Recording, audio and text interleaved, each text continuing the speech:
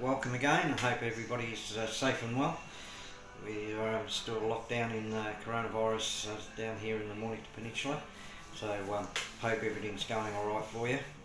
So I've been quite busy because there's nothing else much to do. I'm just working on my fourth vessel.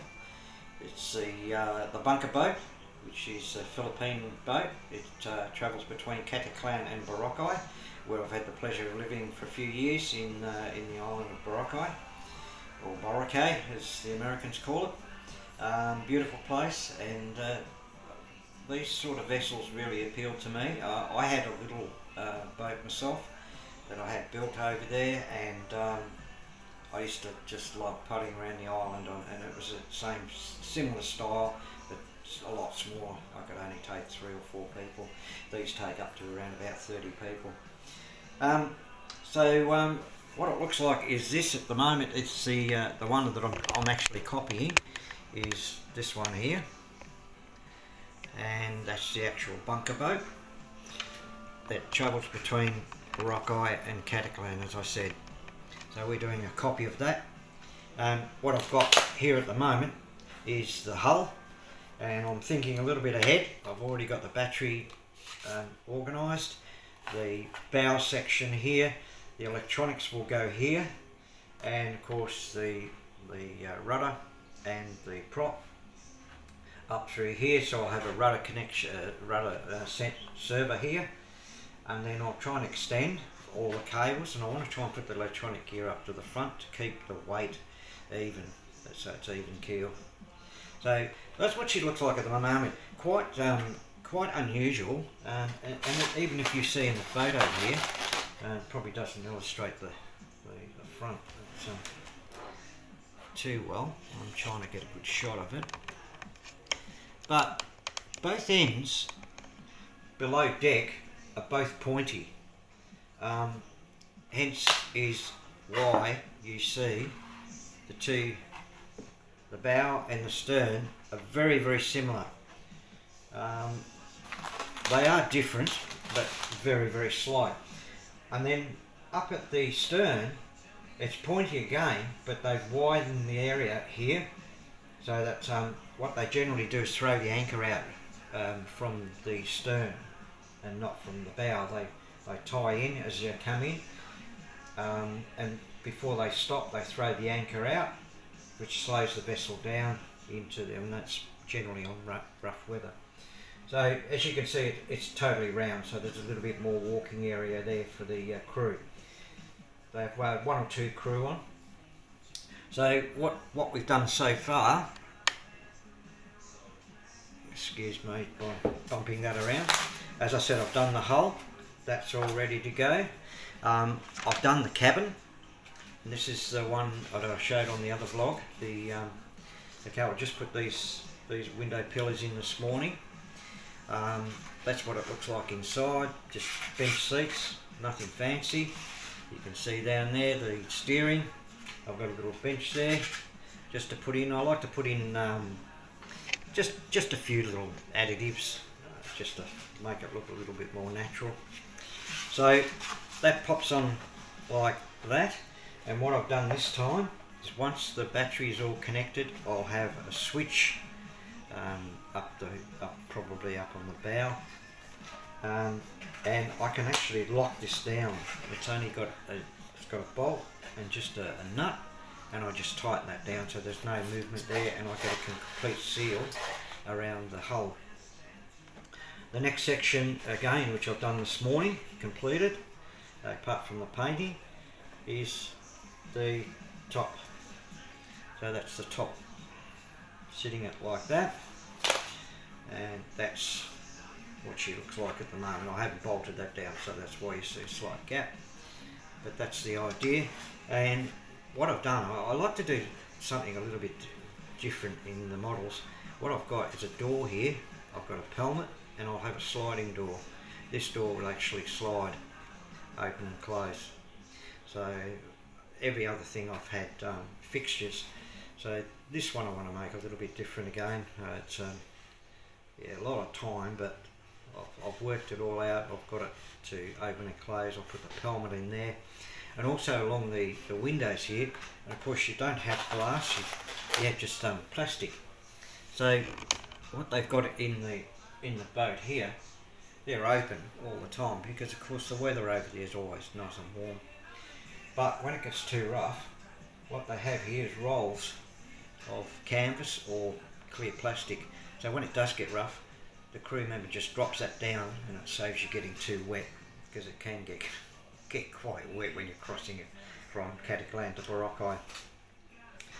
These areas here, we probably call them masts, but they support the main structure here, the main float areas.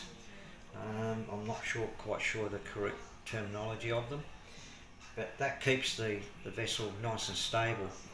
These sections here are normally, well, they're all bamboo, but they're hollow, they're airtight, so they work as a float, but at the same time when it gets rough it cuts through the waves, so you don't get too much rolling. And most of your weight, of course, is central keel, because all the passengers all into the centre of the vessel. So that's what she looks like now. I'll put the stable cords or ropes, I'm not quite sure what I'll use yet. And the difference, as I said, between the bow and the stern, it's not much. That's the bow, and there's the stern. So that's how I've shaped them. So they just pop in. They will finish up being a permanent fixture. Oops. As such. This one I've made to cut in up onto the bow. So we're nearly there. All I'm doing at the moment, these were sprayed up this morning. So that's what she's looking at the moment. So I'm quite pleased with it. I'm just doing all the final parts now. I'll just turn that camera back around. There we go. So that's what she's looking at now. As you can see, still got the pointy bow,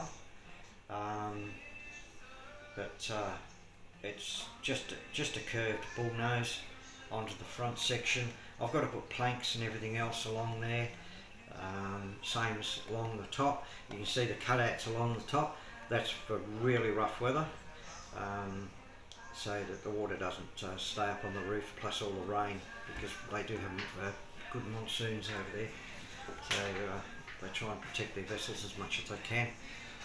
And there she is, and of course there's the stern. So I've got a little bit more to go. Once I put the stabilisers in, I cord them all up, and yeah, that's basically it. And I'll do some line painting on it, just some pinstriping of some sort, just to make it look a little bit better. But yeah, it's coming along really well. A lot of it shapes and different angles are really testing your patience, but I'm getting there. So there we are. Alright, so that's only a short vlog, and hopefully just subscribe and like, and always happy to hear from your comments. It always helps me, that's for sure. There's certainly a lot going on around the world at the moment. Now, I've got quite a few overseas that I keep in contact with, so it's great to hear back from them over in Germany and the UK. And yeah, just to see the outcome of how they're going.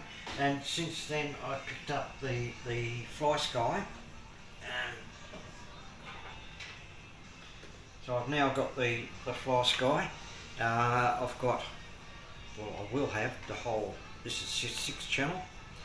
So I don't know what will happen when I'll probably use one. I think once this COVID gets get back to normal over here, and we get a bit more time outside, I think I'll be taking probably 3 or 4 of these all at once and just give them all a test run. This will take up to 6. So and at the moment I'm up to vessel number 4. I don't know what I'm going to do on the next one. I've got an idea, but I'm not quite sure yet. So I'll always continue to keep going, I think, because it keeps me occupied now that I'm retired. And yeah, so that's the latest little toy. So fun and games trying to program them because they're all so different, especially with the hovercraft. But we're getting there. And good old YouTube. I get on there and I watch the YouTube stations quite a bit where people have got ideas and especially setting up a FlySky. Most of it's all planes and helicopters and drones. There's not many of us that actually make model ships and set the FlySky's the unit up. So yeah, you sort of trial and error with a lot of it. But anyway, that's it so far from me. So as I said, stay safe, God bless, and we'll catch you on the next vlog, and hopefully this will be fully painted and all together, and I'd say probably within the next week I'll have all the I've got the electronics gear, but I'll have it all in and we'll have it up and running. I can't wait for this one. It's the test is going to be the stabilisers to try and get the right gear. I've got an idea on it to get the bend into the poles, but we'll just see what happens. I've got a couple of ideas up my sleeve yet. Alright, so once again, all the best, thank you.